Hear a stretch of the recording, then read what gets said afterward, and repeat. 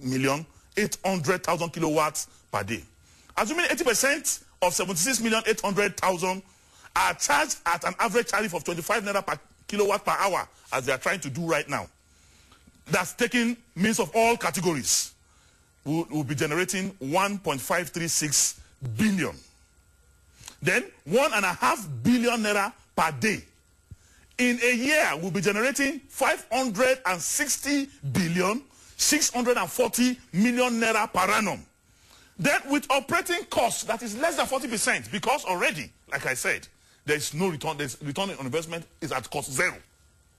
It's at cost zero. So how can the masses benefit from this?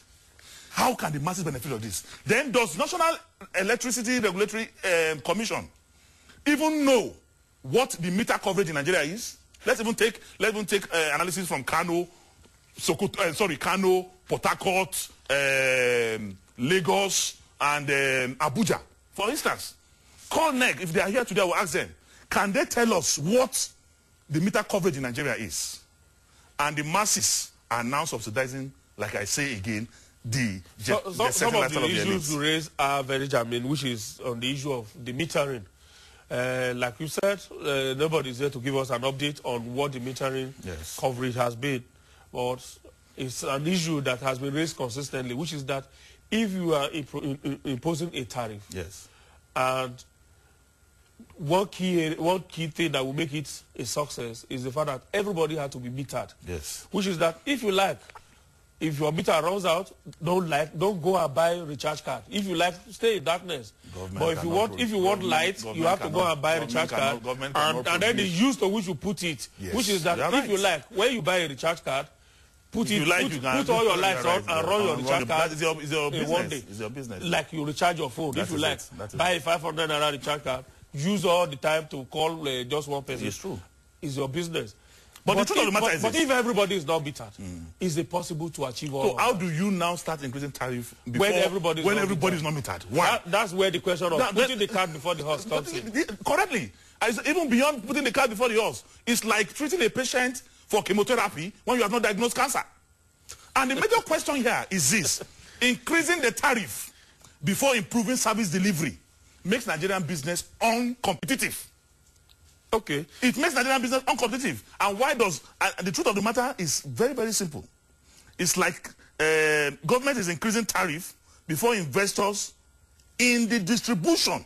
That's another key aspect of it.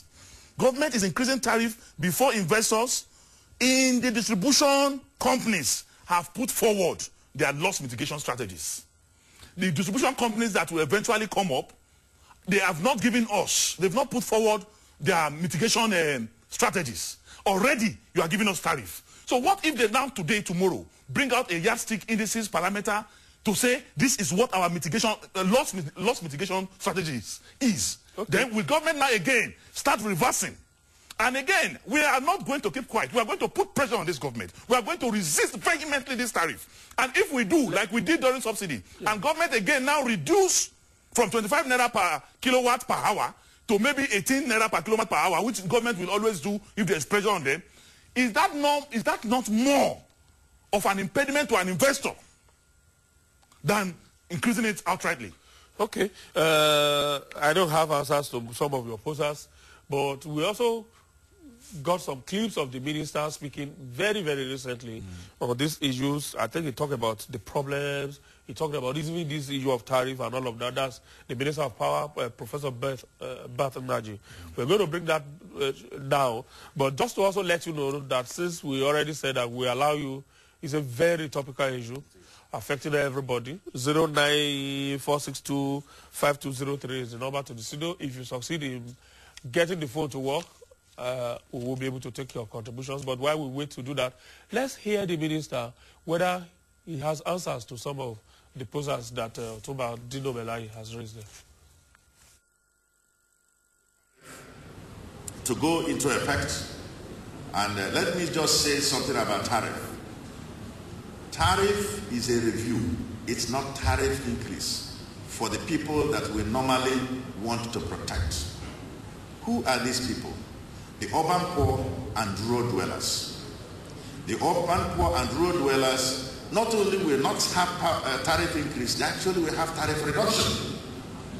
Right now, the average tariff for this class, what we call the R1 consumers, is about 7 naira per kilowatt hour. The tariff will go down to 4 naira per kilowatt hour and will be flat throughout the Federation of Nigeria. That is only happening because Mr. President wants to ensure that the urban poor and rural dwellers don't see effect of any review, so that the people who are rich and can pay the tariff should be able to pay. And so he's provided subsidy this year in the budget to ensure that we reduce this tariff to this level. Even the middle class have significant, half of their actual tariff, what we call the cost-reflective tariff, will be paid for through the subsidy. So the increase for the middle class is very small, about 11%. The plan in Vision 2020 is to be able to support that plan with 40,000 megawatts by 2020. And then we look at where we are and we say, how on earth can you deliver that? If you go back to where Nigeria wants to be by 2030, this is where we would have caught up with where Brazil, which is one of the countries that we compare ourselves to. That country, as at now, has this amount of power. And that's where we would like to be, 135 megawatts of power by 2030.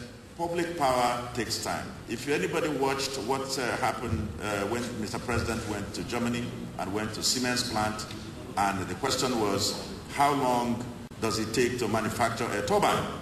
Absolute minimum time is 12 months. We haven't been in this government for 12 months.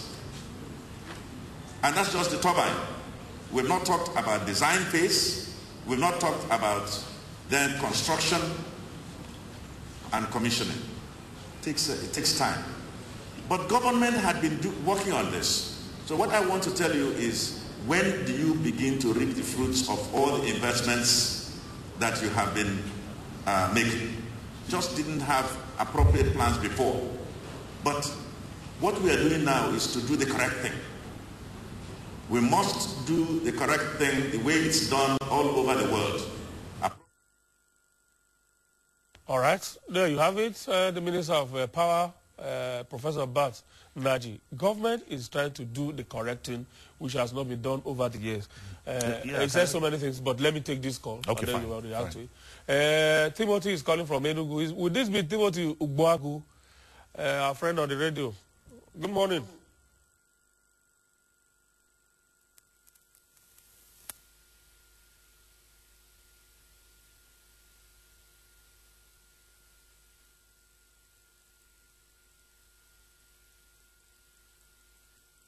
I hear him. I don't know whether it's...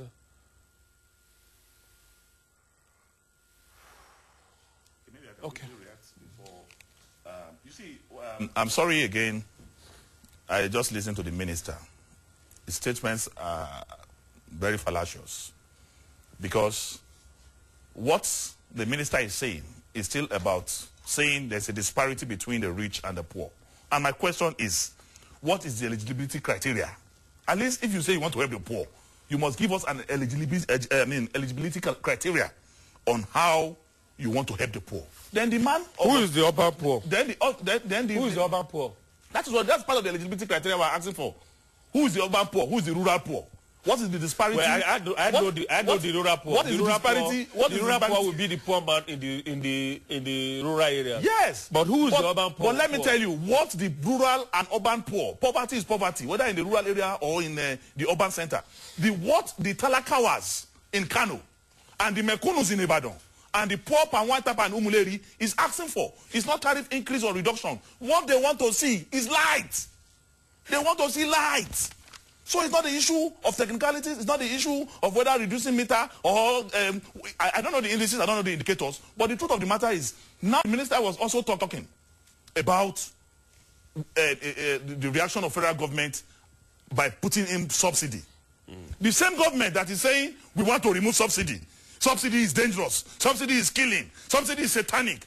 The same government is in the same year they are trying to remove subsidy. Is introducing subsidy through power generation for the poor.